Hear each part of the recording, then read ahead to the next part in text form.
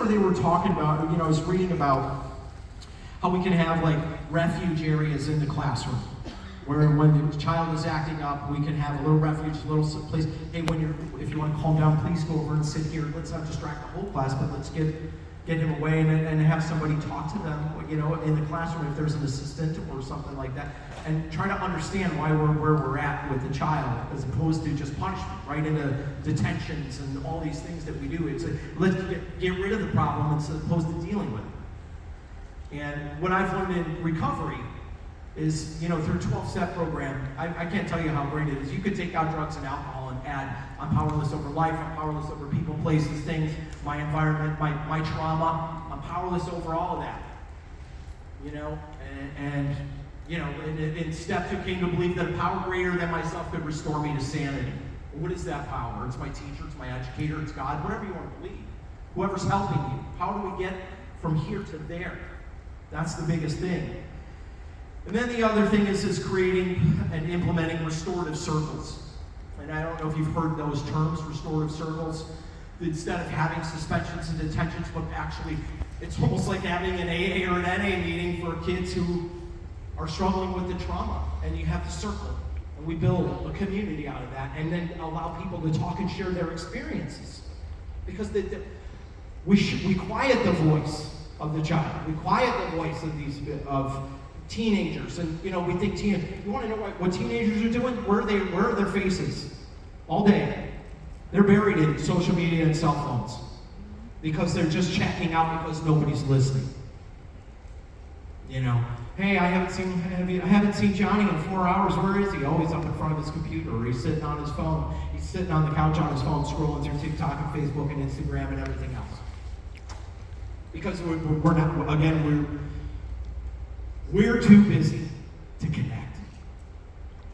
Sometimes if I'm taking ownership as a father, it starts here, my house. Did I connect with my children this morning? Am I still continuing to connect with my kids? My boys I go fishing with.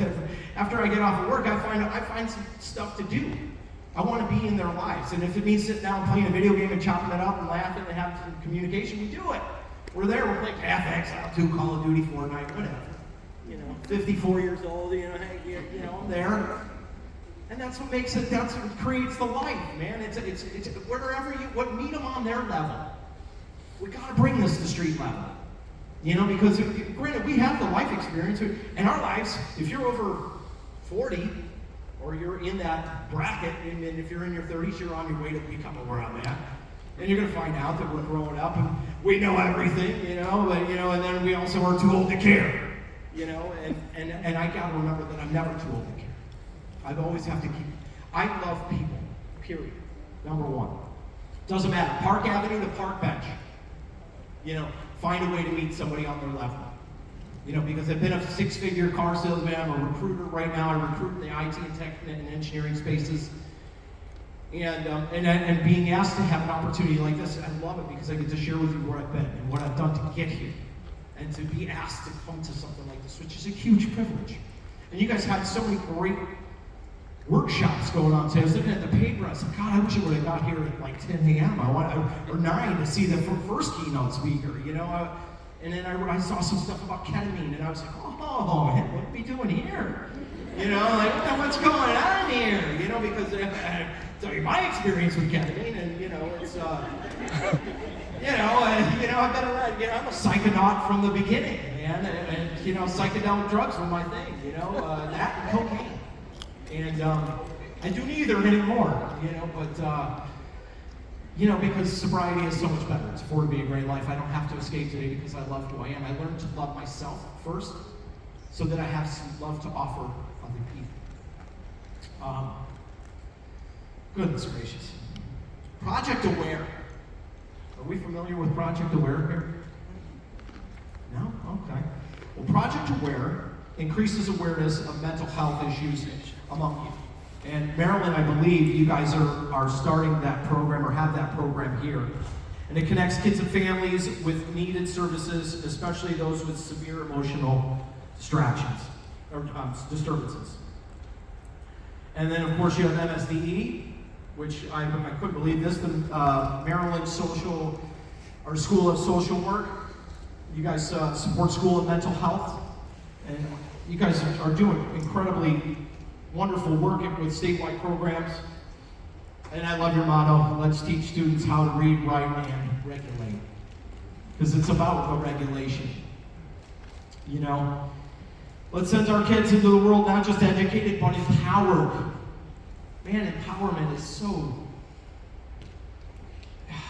You know, we're all empowered. If you're sitting here, you probably feel some sort of empowerment. I see beautiful ladies down here. I can see the empowerment in your faces.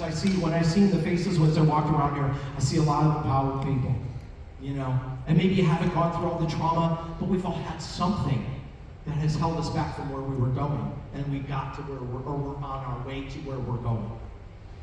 And that empowerment, that nurturing ability and care, and building our kids' futures and the futures of little guys to teenagers and young adults, man, that's why I love sports so much, because of the camaraderie, the network of the sense of community, and your brothers. We're standing behind you, carrying you across the line, or helping you win the game. And I remember my coach, he goes, it's 44-0. He said, if everybody thinks they're good enough right now, then leave, because it's never good enough. It's 0-0, keep playing. And I kept playing. We keep being persisting, because it, you know, I had no idea that my life would be the way it is today. I thought I was just going to be some loser that was going to wind up in jail as a drug addict. And I had no clue where life was going to take me. And then I found, as I told you earlier, I was chasing. Where do I fit in? Where do I fit in? So at age 25, I started trying to become an actor. You know, and then, again, we all wear masks, you know, to mask the pain. Because I hadn't dealt with the pain yet. Still not there. Hadn't made it to my pinnacle moment, that paramount moment of wanting to embrace change, as opposed to go on to the bitter end, which could have been jails, institutions, or death. And that's through my drug addiction.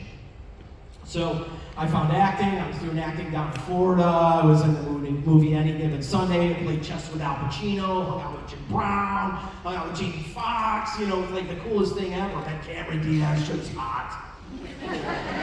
You know, back in the day, you know, and it was just like, you know, it was just, I met Anne Margaret. It was an absolute smoke show in her 60s.